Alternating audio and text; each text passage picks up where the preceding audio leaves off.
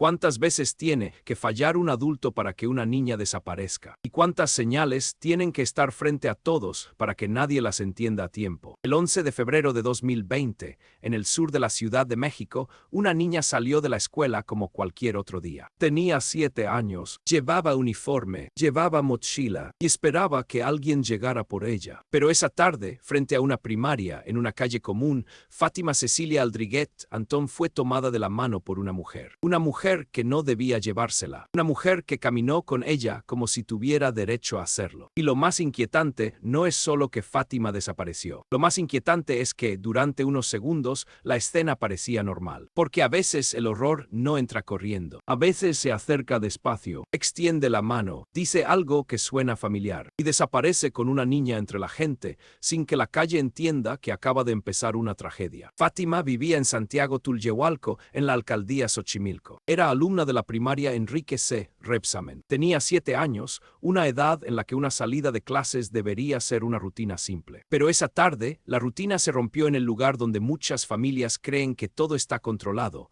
la entrada de una escuela. Ese martes 11 de febrero, Fátima asistió a clases por la tarde. Según los reportes del caso, su madre, María Magdalena Antón, debía recogerla en la puerta principal de la escuela, como lo hacía regularmente, pero tuvo un inconveniente y se retrasó. Ese retraso, que en cualquier otro día habría sido solo un problema de minutos, se convirtió en el punto exacto donde empezó la tragedia. Cuando la madre llegó, Fátima ya no estaba. Preguntó en la zona.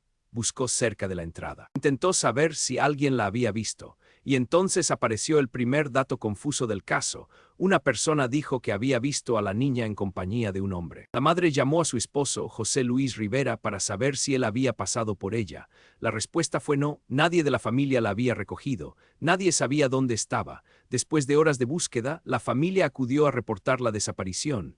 Pero, según lo relatado en el caso, al principio se toparon con una respuesta que hoy sigue siendo una de las partes más difíciles de aceptar. Les dijeron que debían pasar 72 horas para emitir el reporte. 72 horas. En la desaparición de una niña de 7 años. Cuando un menor desaparece, el tiempo no es un detalle administrativo. El tiempo es una pista que se enfría, una ruta que se borra, una ventaja que gana quien se la llevó. La familia no esperó, llamaron a conocidos, preguntaron en la zona, revisaron alrededores. Intentaron reconstruir la última vez que alguien la había visto. Al día siguiente, 12 de febrero, acudieron nuevamente a la Fiscalía Desconcentrada de Tláhuac. Por la naturaleza del caso, fueron canalizados a la Fiscalía de Personas Desaparecidas. Entonces se emitió la alerta Amber. En el primer reporte oficial, se dijo que Fátima había sido vista por última vez en la calle Ignacio Zaragoza, en Santiago Tulyehualco, alrededor de las 6:40 de la tarde, en compañía de una persona del sexo masculino. También se describió su ropa, uniforme escolar, pants azul oscuro con franjas blancas y amarillas y tenis color guinda. Pero ese primer reporte tenía un problema. La cámara mostraría otra cosa. No era un hombre, era una mujer. Y esa corrección cambió por completo la dirección del caso, porque hasta ese momento la búsqueda se movía sobre una imagen equivocada, una pista mal entendida, un rostro que todavía no tenía nombre. La madre acudió después a las instalaciones del C5. Junto con la policía de investigación, comenzaron a revisar cámaras de seguridad, y entonces apareció la imagen que México no olvidaría. A las 6:31 de la tarde, Fátima caminaba tomada de la mano de una mujer. La mujer llevaba un suéter rosa con blanco, falda negra y calzado blanco. Iban por la calle Belisario Domínguez, y lo más perturbador era la calma. Fátima no corría, no parecía resistirse, no parecía pedir ayuda. Caminaba junto a ella, miraba alrededor y volteaba algunas veces. Para cualquiera que viera la escena sin contexto, podía parecer una niña saliendo con una adulta. Y esa fue una de las claves más duras del caso, porque el peligro no siempre se presenta como una escena violenta. A veces parece una rutina, a veces parece una salida autorizada, a veces parece algo tan normal que la calle no reacciona. El video fue presentado en medios. A partir de esa imagen, se elaboró un retrato hablado de la sospechosa. Se habló de una mujer de entre 42 y 45 años, de estatura aproximada entre 1,55 m y 1,60 m, complexión mediana, tez morena clara, cabello largo y lacio, cara redonda, ojos pequeños, nariz recta, boca mediana y mentón ovalado. También se ofreció una recompensa de 2 millones de pesos para quien aportara información que ayudara a localizarla. Pero el retrato no resolvió el caso. Al contrario, abrió una nueva confusión. En redes sociales comenzó a circular la fotografía de una supuesta familiar de Fátima. Al comparar su rostro con el retrato hablado, muchas personas creyeron ver una coincidencia. La forma de la cara, la frente, los ojos, la nariz, incluso el peinado. Durante un momento, la atención pública se movió hacia esa mujer, pero su coartada fue revisada. Fue descartada. Y el caso volvió al mismo punto. La mujer de los videos seguía sin nombre. Ese desvío importa, porque en una investigación una pista equivocada no solo confunde, también consume tiempo, mueve recursos, distrae miradas, y mientras tanto las horas siguen corriendo. Los investigadores continuaron revisando cámaras. Algunos establecimientos volvieron a captar a Fátima y a la mujer. En una de esas imágenes, la niña parecía hablar con ella. Ese detalle reforzó una hipótesis inquietante. Fátima pudo haberla conocido o al menos pudo haber sentido que no debía temerle. Después apareció otro punto de la ruta. Un auto blanco fue visto sobre la calle Melchor Ocampo. Minutos más tarde, otra cámara ubicó ese mismo vehículo sobre Camino Ancho. Allí el auto se detuvo. Después, quienes iban en él desaparecieron del ángulo de la cámara. Ese fue uno de los últimos rastros de Fátima con vida. Y desde ese momento la pregunta cambió. Ya no era solo quién se la llevó, era cómo logró moverse con ella, qué ruta siguió, qué cámaras la captaron, qué personas pudieron verla, qué domicilio podía estar conectado con ese recorrido. Y sobre todo, si esa mujer era realmente una desconocida. Las investigaciones dentro del colegio también dejaron un dato delicado. Se pudo confirmar que en la escuela dejaron ir a Fátima con una mujer, porque la niña la reconoció o porque la mujer se presentó como alguien autorizado para recogerla. Algunos padres de familia incluso afirmaban que la mujer del retrato era una persona que vendía papas afuera de la escuela. La línea de investigación se amplió, ya no se trataba únicamente de buscar a una desconocida, ahora había que revisar el entorno. Personas cercanas, rostros habituales, mujeres que Fátima pudo haber visto antes, y esa posibilidad hacía el caso más inquietante, porque a los niños se les repite una frase simple, no hables con extraños, pero este caso mostró algo más difícil. El peligro no siempre llega como un extraño evidente. A veces aparece como alguien del entorno, como una persona que saluda, como una adulta que parece tener permiso, como alguien que no activa la alarma hasta que ya es demasiado tarde. Mientras tanto, la familia seguía buscando, la imagen de Fátima se difundía. Los medios aumentaban la atención. La indignación crecía, pero todavía faltaba la parte más dura. El sábado 15 de febrero, alrededor de las 2 de la tarde, se informó el hallazgo del cuerpo de una niña de entre 7 y 9 años. Estaba dentro de un costal, cubierto con bolsas de basura, en un camino de terracería de la colonia Los Reyes, en la alcaldía Tláhuac. La policía preventiva acudió al lugar después de una llamada de alerta. Los peritos realizaron el protocolo correspondiente y recabaron los indicios posibles. Una vez ahí se estableció algo importante. Ese no era el lugar donde habían ocurrido los hechos. Era un lugar de hallazgo. Eso significaba que Fátima había sido llevada a otro sitio, que había una casa, una ruta, un traslado, y personas que habían tomado decisiones después del crimen. Ese mismo día, tras el traslado al servicio forense, se confirmó la identidad. Era Fátima Cecilia. La desaparición se convirtió entonces en una investigación por secuestro y feminicidio. La presión pública aumentó. La pregunta ya no era dónde estaba Fátima. La pregunta era quién la había llevado hasta ese final. El 18 de febrero, por la noche, las autoridades localizaron un domicilio relacionado con la investigación. La casa estaba en la calle San Felipe de Jesús, número 17, en la colonia San Felipe, en Xochimilco. Con una orden de cateo autorizada por un juez, los investigadores entraron al inmueble. Dentro de una de las habitaciones encontraron prendas de vestir de Fátima. También encontraron ropa que coincidía con la que llevaba la mujer cuando fue vista caminando con la niña. Además, hallaron objetos con manchas de sangre. Ese fue un punto de quiebre, porque la investigación ya no dependía solo de cámaras. Ahora había un domicilio, había prendas, había indicios físicos, había testigos y por fin había un nombre. La mujer fue identificada como Gladys Giovanna Cruz Hernández. Vivía con su esposo, Mario Alberto Reyes Nájera. Según los reportes, ambos habían abandonado el inmueble el 16 de febrero.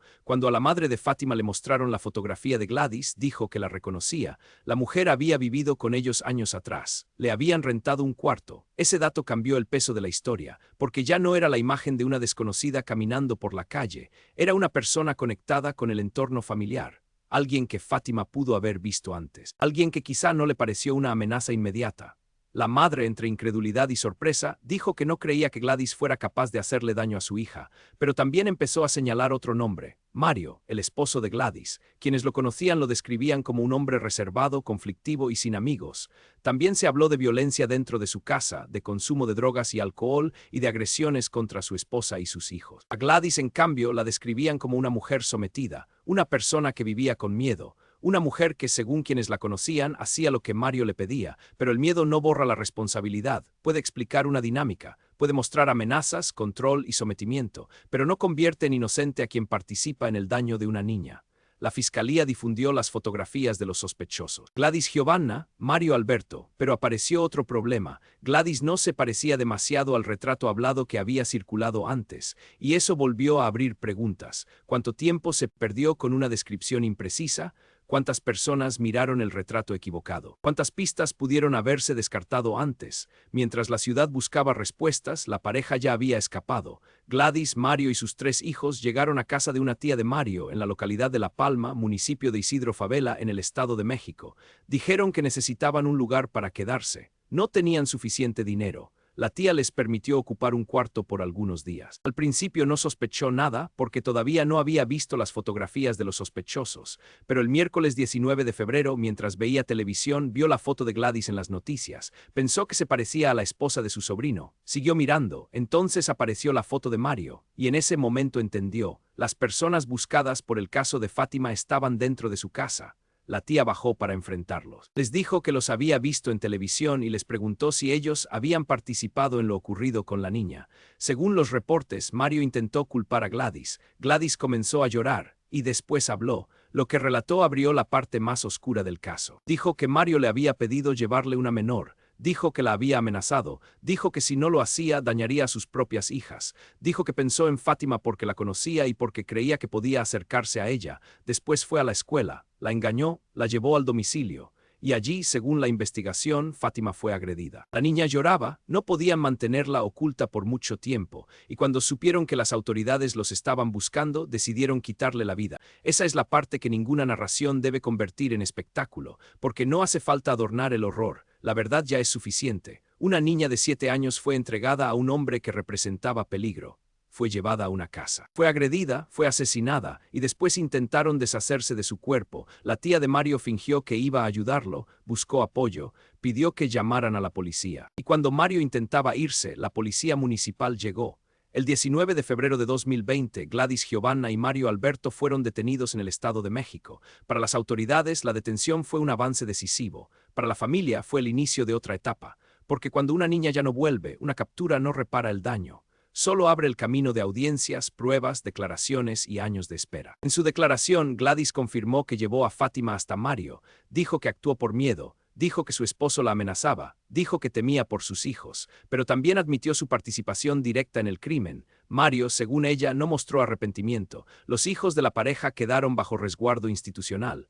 Después se informó que también habían sufrido violencia y abuso dentro de ese entorno familiar. Y así el caso de Fátima dejó de ser solo una historia sobre una niña sacada de una escuela. Se convirtió también en una ventana hacia otra casa. Una casa donde el miedo, la violencia y el silencio ya estaban instalados antes de que Fátima llegara. Pero nada de eso cambia el centro. Fátima era una niña. Tenía 7 años. Salió de la escuela esperando volver a casa, y no volvió. El caso siguió su camino judicial. Los acusados enfrentaron cargos por secuestro agravado y feminicidio. Durante años, el nombre de Fátima quedó unido a una exigencia que no se apagó: justicia. Pero justicia para una familia no es solo escuchar una condena. Justicia también es entender qué pasó, quiénes participaron, qué pruebas los vinculaban, qué falló antes de la desaparición, qué falló durante la búsqueda, y que debía cambiar para que una salida escolar no volviera a depender de suposiciones. 5 años después, en 2025, llegó la sentencia. Gladys Giovanna Cruz Hernández y Mario Alberto Reyes Nájera fueron condenados a 170 años de prisión. 100 años por secuestro agravado, 70 años por feminicidio. La condena fue severa, fue una respuesta penal clara. Fue el cierre de una etapa legal que la familia había esperado durante años.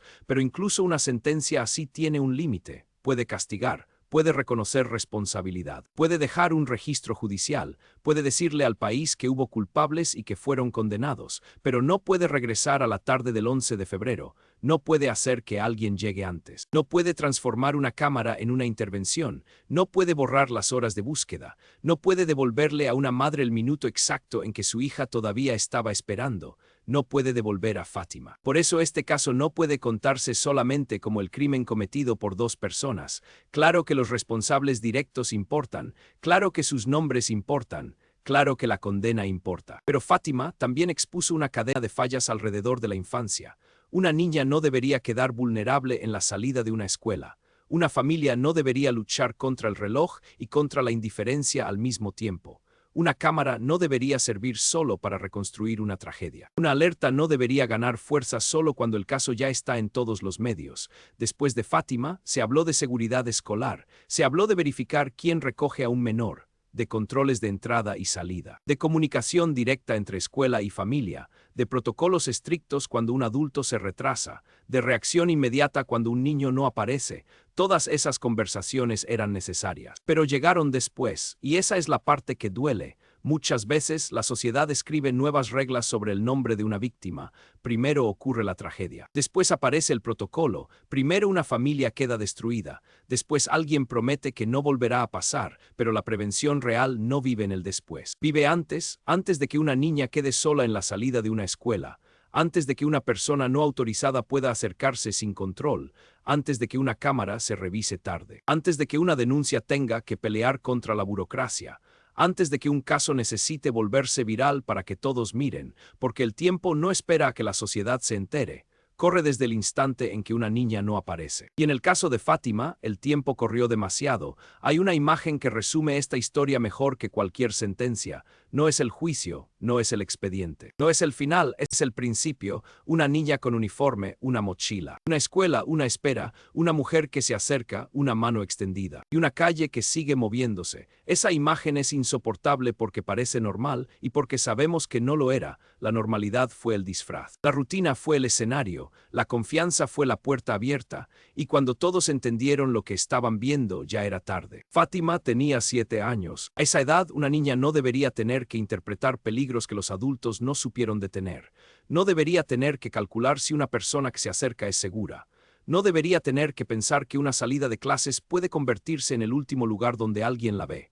A esa edad, una niña debería pensar en tareas, juegos, comida, familia, en volver a casa. Fátima quería ayudar. La describían como una niña curiosa, risueña, con ganas de cuidar a otros. Quería ser doctora. Quería ayudar a niños en situación de calle. Curarlos, darles comida, darles ropa, eso también le arrebataron. No solo una vida, también una voz, una infancia, una posibilidad. Un futuro que nunca llegó a comenzar.